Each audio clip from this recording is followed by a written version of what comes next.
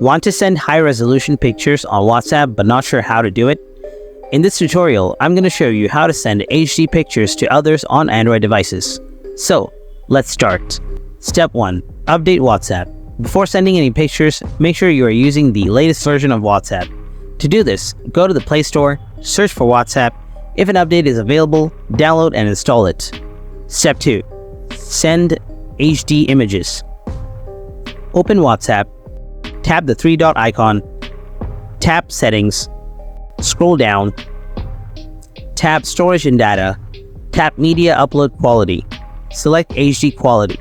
Now to send HD quality picture.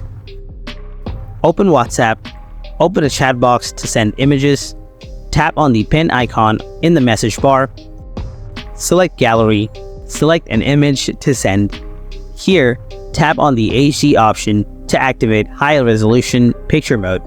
Select HD quality, then send it by tapping on the arrow button. Now the receiver can download it as an HD image in their phone.